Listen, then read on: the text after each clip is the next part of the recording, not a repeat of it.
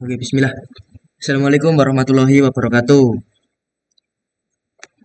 Waalaikumsalam warahmatullahi Waalaikumsalam warahmatullahi wabarakatuh. Pertama-tama, terima kasih kepada teman-teman telah menyempatkan waktunya untuk menghadiri Google Meet tentang presentasi karakteristik manusia di Indonesia. Itu manusia Indonesia memiliki karakteristik yang unik dan kaya, tercermin dari keberagaman suku, budaya, dan nilai-nilai luhur yang dijunjung tinggi. Perkenalkan, nama saya Davananda Prasetya dengan 3 digit NIM terakhir 192.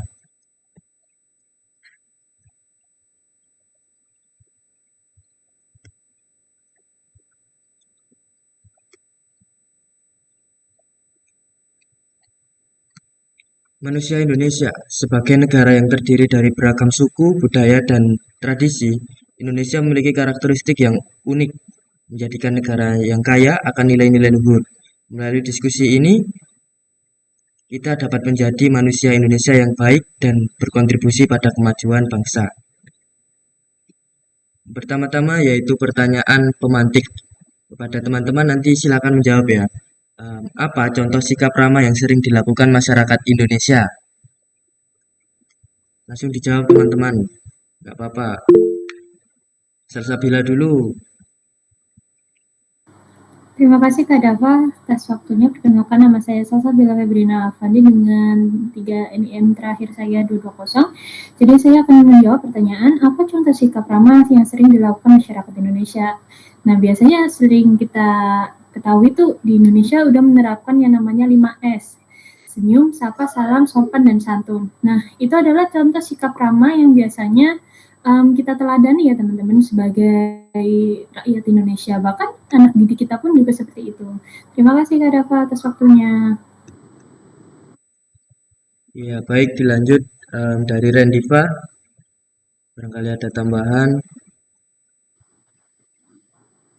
Halo Kak Dava, makasih atas kesempatannya. Saya sedikit menambahkan, kalau menurut saya selain penerapan 5S itu juga kita saling membantu Kak, saling menawarkan bantuan kepada orang lain. Terus kita juga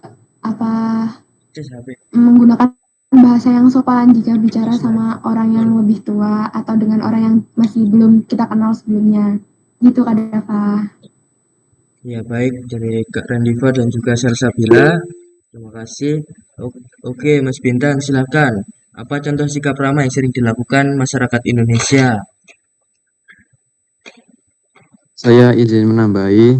Jadi contoh sikap ramah itu yang biasanya dilakukan orang Indonesia, contohnya itu saling menghormati. Kayak kita ketemu orang lain itu meskipun kita nggak tahu umurnya berapa, kita pasti manggilnya itu Mbak atau Mas. Saya jarang nemui yang manggilnya kayak langsung D atau apa ya, atau Cil atau apalah gitu, Mas. Ya, jadi ya menurut saya juga saya sering kali menemui peristiwa seseorang yang belum kenal atau belum akrab dengan kita ataupun dengan orang lain itu biasanya itu memanggilnya itu dengan kata Mas atau Mbak atau Kak seperti itu. Jadi itu merupakan contoh sikap ramah yang sering dilakukan masyarakat Indonesia. Mungkin teman-teman yang lain ada tambahan atau cukup?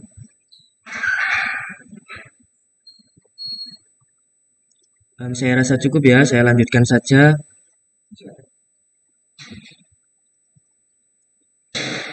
Yang pertama yaitu ada beragam suku dan budaya. Indonesia ini kan terdiri dari lebih dari 17.000 pulau. Indonesia juga termasuk memiliki banyak sekali pulau yang dihuni oleh ratusan suku dengan tradisi dan budaya yang tentunya sangat banyak dan beragam. Setiap suku memiliki warisan budaya yang unik seperti kesenian, kerajinan tangan, dan upacara adat, dan yang lain-lain yang mencerminkan identitas masing-masing. Meskipun beragam, masyarakat Indonesia mampu hidup berdampingan dengan saling menghargai dan menjaga keharmonisan. Gotong royong.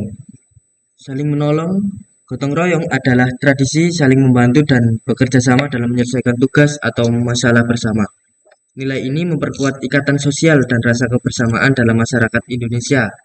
Gotong royong juga mencerminkan semangat kerukunan dan saling menghargai dalam kehidupan sehari-hari. Jadi masyarakat di Indonesia ini sikap gotong royongnya itu sangat-sangat dijunjung ya teman-teman. Apalagi di sekitar pedesaan. Seperti ada kerja bakti, membersihkan selokan atau hal sekecil apapun itu di pedesaan itu sangat dijunjung tinggi nilai gotong royong ini. Terus lanjut untuk menjunjung tinggi toleransi. Jadi di Indonesia ini ada bermacam-macam agama, jadi agama Islam, Kristen, dan lain-lain. Masyarakat Indonesia itu menerima dan menghargai perbedaan agama, suku, dan latar belakang budayanya. Masyarakat Indonesia juga dapat hidup berdampingan secara damai dan saling menghormati antar umat beragama. Keberagaman budaya dianggap sebagai kekayaan dan aset bersama yang harus dijaga dan dilestarikan. Jadi di Indonesia ini sangat menjunjung tinggi toleransi terhadap umat beragama maupun suku maupun latar belakang budaya. Banyak sekali agama di Indonesia seperti agama Islam, Kristen, Hindu, Buddha, Konghucu, dan lain-lain. Jadi masyarakat Indonesia itu sangat menjunjung tinggi toleransi beragama, teman-teman.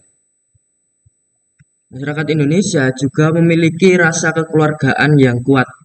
Masyarakat Indonesia memiliki konsep keluarga yang luas atau keluarga besar. Jadi meliputi kerabat dekat maupun jauh. Keluarga Indonesia saling memperhatikan dan mendukung satu sama lain, menciptakan rasa aman dan nyaman. Nilai-nilai kekeluargaan diwariskan dari generasi ke generasi, memperkuat ikatan sosial yang erat. Jadi di Indonesia ini memiliki rasa kekeluargaan yang kuat, teman-teman. Tidak hanya ayah, ibu, dan juga anak, tetapi nenek, kakek, dan juga sepupu atau keponakan itu merupakan keluarga besar dan itu saling peduli untuk menjaga tradisi yang telah diwariskan dari generasi ke generasi untuk memperkuat ikatan sosial yang erat. Apakah ada pertanyaan selanjutnya, teman-teman?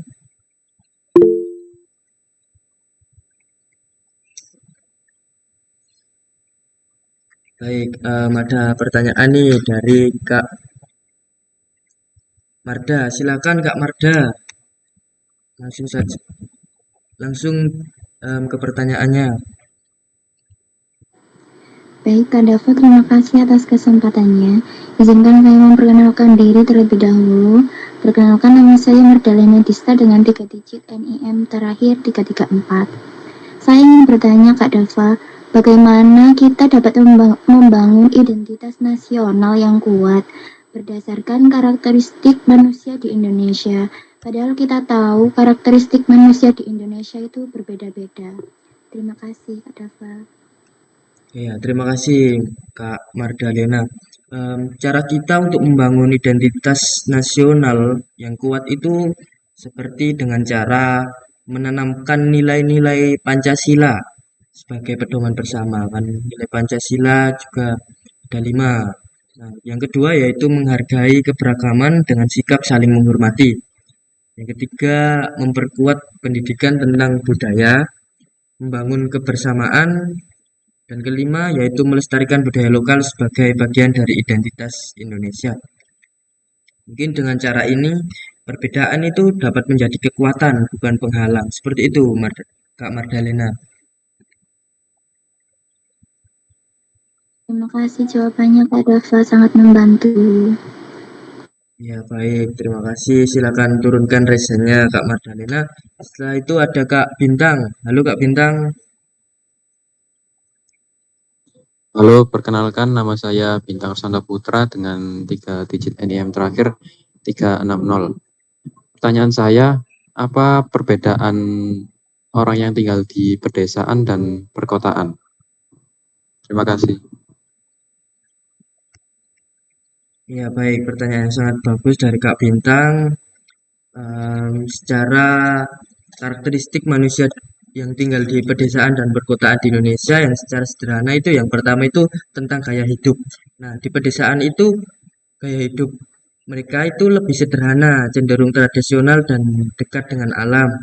Untuk di perkotaan itu gaya hidupnya itu modern, dinamis dan lebih kompleks. Yang kedua yaitu interaksi sosial. Di pedesaan itu hubungannya itu lebih akrab, kekeluargaannya tinggi dan saling mengenal. Kalau di perkotaan itu cenderung individualis dan terbatas. Seperti apalagi di perumahan itu teman-teman, itu biasanya sangat individualis. Seperti bukan tidak peduli kepada tetangga, tetapi seperti seperti kurang peduli gitu teman-teman. Jadi seperti sudahlah seperti itu. Yang ketiga yaitu mata pencaharian yang di desa. Mayoritas bekerja di sektor pertanian, peternakan atau perikanan ini mayoritas penduduk yang mata pencahariannya di pedesaan. Yang ke perkotaan yaitu dominan di sektor industri, jasa, dan perdagangan. Yang keempat yaitu akses fasilitas. Yang fasilitas di desa itu fasilitas umumnya itu terbatas teman-teman. Pendidikan, kesehatan maupun transportasi itu terbatas. Seperti kesehatan kalau kita ke puskesmas itu bukan tiap desa itu ada. Jadi biasanya kalau di desa itu hanya ada klinik-klinik terdekat. Kalau biasanya kalau puskesmas itu ada di kecamatan. Dan kalau di perkotaan itu fasilitas lebih lengkap dan mudah dijangkau. Yang kelima yaitu budaya. Kalau di pedesaan itu lebih mempertahankan adat dan tradisi lokal yang diturunkan dari generasi nenek moyang, generasi ke generasi dari nenek moyang. Ya, kalau di perkotaan itu terbuka terhadap budaya baru dan globalisasi. Kalau sektor lingkungan itu pedesaan itu udaranya lebih bersih teman-teman karena dekat dengan alam dan suasananya juga tenang. Kalau di perkotaan itu polusi lebih tinggi, suasana lebih sibuk. Jadi kan di perkotaan juga banyak sekali mobil, jadi seperti polusi seperti itu teman-teman.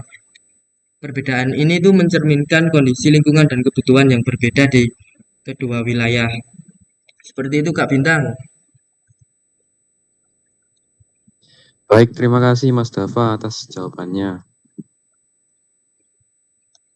Selanjutnya yaitu pertanyaan dari Kak Salsabila. Silakan Kak Salsabila. Terima kasih Kak Dava atas waktunya sekali lagi. Jadi pertanyaan saya, apakah konsep ramah tamah atau keramahan yang sering dikaitkan dengan karakteristik orang Indonesia masih berlaku dalam interaksi sosial di tengah perubahan zaman dan globalisasi yang semakin mempengaruhi pola komunikasi dan hubungan antara individu, Kakak? Ya baik, Kak Salsabila, konsep ramah tamah. Menurut saya, ya, konsep ramah tamah itu masih berlaku dalam interaksi sosial masyarakat di Indonesia, meskipun telah mengalami beberapa perubahan akibat globalisasi dan perkembangan zaman. Yang pertama yaitu masih terlihat dalam budaya lokal. Dalam banyak komunitas, sikap ramah, sopan, dan gotong royong masih menjadi bagian penting dari hubungan antar individu. Yang kedua yaitu adaptasi di era digital. Keramahan kini diwujudkan dalam bentuk virtual seperti menggunakan bahasa santun dalam percakapan online atau mendukung satu sama lain melalui media sosial. Seperti ibu-ibu yang tentunya zaman now sekarang itu banyak sekali yang menulis ucapan selamat atau doa di statusnya masing-masing seperti selamat pagi atau itu merupakan sikap ramah tamah di era digital. Yang ketiga yaitu tantangan globalisasi. Meski pola komunikasi menjadi lebih cepat dikarenakan digital tadi teman-teman, banyak orang Indonesia itu tetap menjunjung nilai keramahan dalam kehidupan sehari-hari baik secara langsung maupun tidak langsung. Seperti itu. Meskipun dipengaruhi perubahan zaman, nilai ramah tamah tetap relevan dan menjadi bagian dari identitas sosial masyarakat Indonesia. Meski bentuknya mungkin lebih fleksibel sesuai konteks modern. Seperti itu Kak Salsabila. Apakah ada sanggahan?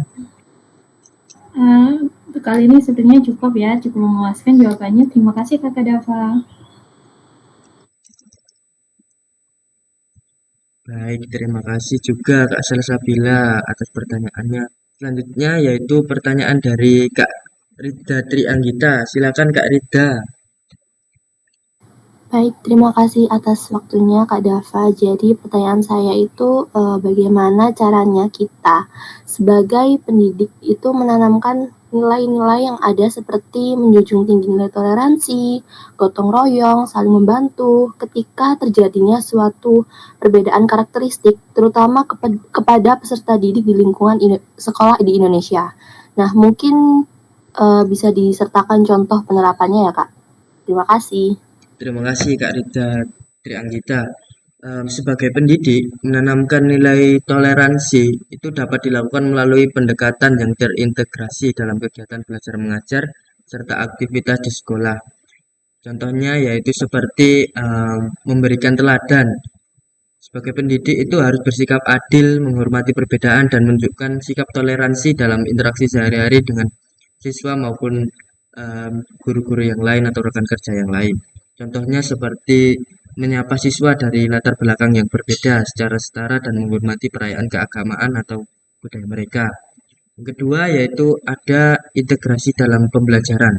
Contohnya yaitu seperti dalam pelajaran PPKN mendiskusikan kasus nyata tentang pentingnya toleransi dalam kehidupan bermasyarakat. Yang ketiga yaitu diskusi dan refleksi kelompok. Contohnya yaitu misal dalam pelajaran seni budaya, setiap siswa itu berbagi tentang budaya atau tradisi masing-masing dari daerah mereka, lalu diskusikan persamaan dan keunikan masing-masing. Seperti itu Kak Rida Trianggita. Apakah sudah terjawab? Baik, terima kasih. Cukup ya Kak jawabannya. Ya, baik. Terima kasih Kak Rida Trianggita. Setelah itu ada Kak Rendiva. Silahkan Kak Rendiva pertanyaannya. Halo Kak Dava, terima kasih atas kesempatan yang diberikan. Sebelumnya perkenalkan, nama saya Rendiva Anjingitania Putri dengan 3 digit terakhir 046. Saya mau bertanya terkait kerama tamahan orang Indonesia nih Kak. Nah, setelah yang disebutkan oleh Kak Dava sebelumnya, kalau menurut Kak Dava itu keramahan orang Indonesia itu ada bedanya nggak sih Kak dengan keramahan yang di luar negeri gitu? Seperti itu Kak. Ya, jadi keramahan di Indonesia ini sangat berciri khas teman-teman dari negara-negara lain. Seperti kemarin pemain timnas itu juga sangat kaget dan juga sangat respect kepada masyarakat Indonesia dikarenakan seperti memberi senyum, sikap sopan santun, dan juga mengutamakan rasa hormat tentunya. Yang pertama itu senyum itu sebagai identitas. Jadi yang membedakan dari keramahan Indonesia dan negara-negara lain itu senyum itu sebagai identitas di Indonesia. Jadi orang Indonesia itu dikenal mudah tersenyum kepada siapa saja, bahkan kepada orang asing. Senyuman ini sering dianggap sebagai simbol kehangatan dan juga keterbukaan. Yang kedua yaitu sikap sopan santun. Dalam budaya Indonesia, sikap sopan seperti menggunakan bahasa hormat atau gestur tertentu seperti atau ucapan atau mari atau monggo kalau dalam bahasa Jawa seperti itu. Yang ketiga yaitu budaya gotong royong. Keramahan orang Indonesia itu sering diwujudkan dalam bentuk gotong royong atau saling membantu tanpa pamrih baik dalam komunitas kecil maupun besar. Yang keempat yaitu keinginan untuk membuat orang lain nyaman. Orang Indonesia itu cenderung berusaha menciptakan suasana yang nyaman bagi tamu atau orang baru. Misalnya dengan menyuguhkan makanan, mengajak berbincang, atau menemani hingga merasa akrab. Sementara masyarakat dari negara lain juga memiliki ciri keramahan sendiri-sendiri. Keramahan orang Indonesia itu lebih berakar pada nilai budaya kolektif seperti gotong royong dan tradisi adat yang mendorong kehangatan dan hubungan sosial. Seperti itu Kak Rendiva. Wah, baik Kak. Terima kasih atas penjelasannya luar biasa. Ya, terima kasih juga Kak Rendiva. Selanjutnya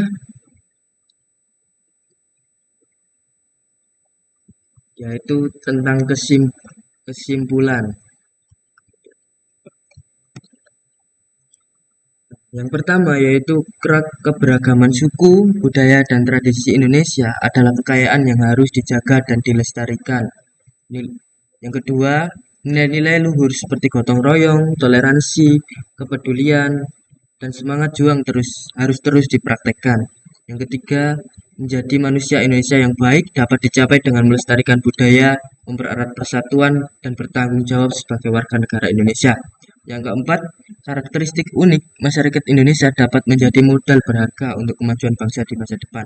Yang kelima, atau yang terakhir, dengan memahami dan menjunjung tinggi nilai-nilai luhur, kita dapat mewujudkan Indonesia yang harmonis, adil, dan sejahtera. Selanjutnya yaitu terima kasih atas perhatiannya dari teman-teman satu kelompok.